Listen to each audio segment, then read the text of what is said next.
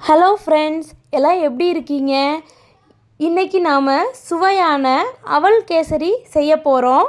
இது ரொம்ப சிம்பிளான ரெசிபி. வாங்க எப்படி செய்யலான்னு பார்க்கலாம்.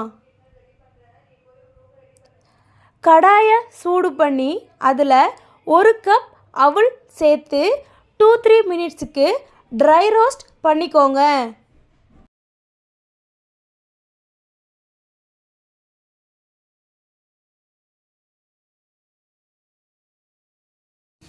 இப்போது 2-3 மினிட்ஸ் ஆயிடுச்சு.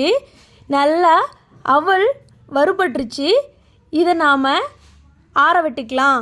ஆறுனதும் ஒரு மிக்ஸி ஜாருக்கு மாற்றி கொரன்னு அரைச்சி எடுத்துக்கலாம். பாருங்கள், இந்த அளவு அரைச்சி எடுத்துக்கிட்டால் போதும்.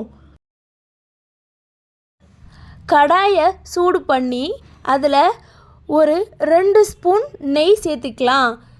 இதில் ஒரு 10 முந்திரி சேர்த்து பொன்னிறம் ஆகும் வரைக்கும் வறுக்கலாம்.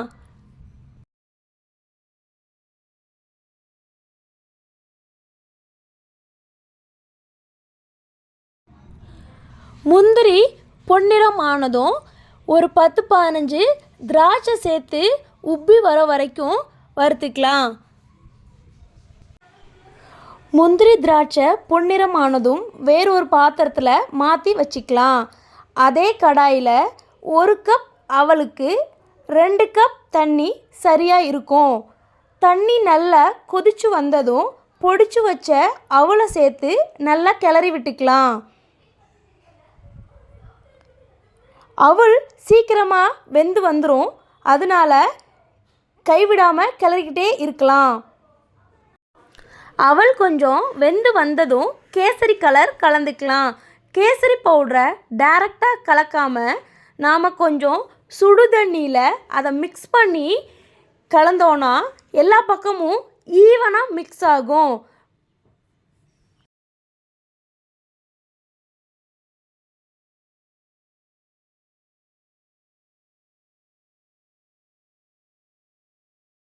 நம்ம சர்க்கரை சேர்த்துக்கலாம். 1 கப் அவலுக்கு 3/4 கப் சர்க்கரை சரியாக இருக்கும். உங்களுக்கு கொஞ்சம் ஸ்வீட் அதிகம் வேணும்னா 1 கப் சர்க்கரை சேர்த்துக்கோங்க.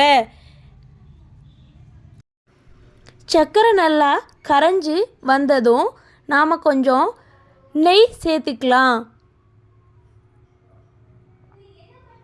நெய் சேர்த்து நல்லா கிளறி விட்டுக்கலாம்.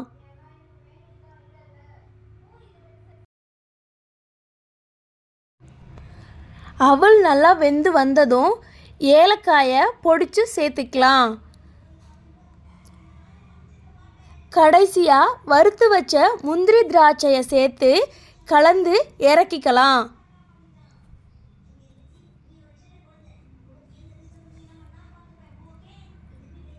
சுவையான அவல் கேசரி இப்போது ரெடி ஆயிடுச்சு. இதே அளவுகளோட நீங்களும் செஞ்சு பாருங்கள்.